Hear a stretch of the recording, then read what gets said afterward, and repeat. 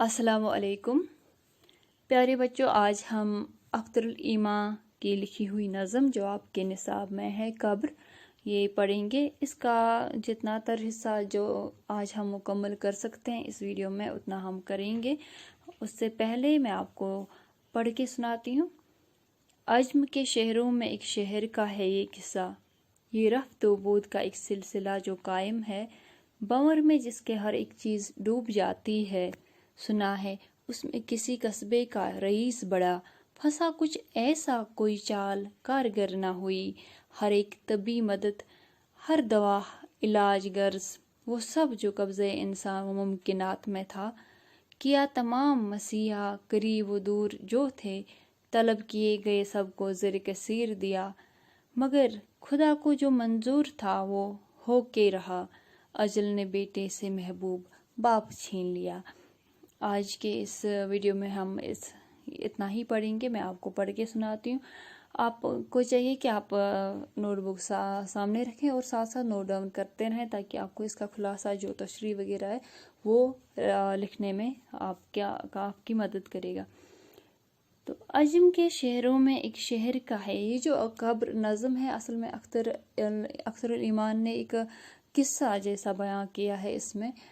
तो किस्सा क्या है?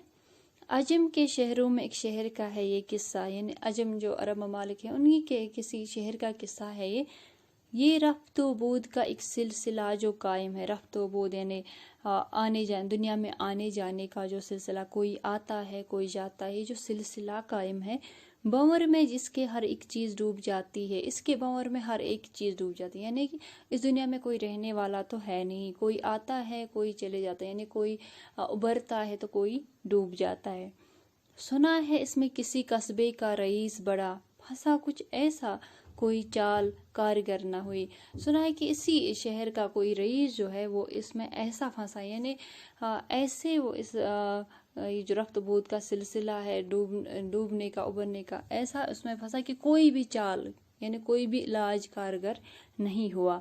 हर एक तबी मदद, हर दवा इलाज गरज, वो सब जो कब्ज़े इंसान मुमकिनात में था, यानी क्या कुछ नहीं किया, क्या मदावा नहीं, कौन सा इलाज जो उसने नहीं किया, कौन सी दवा जो उसने नहीं की, हर एक चीज़ आजमा लिया। जो भी इंसान के हाथ में मुमकिन था, जो कुछ भी इस दुनिया में मुमकिन था, वो सब उसने आजमा के देख लिया, लेकिन सब चीज़ें बेकार चली गई।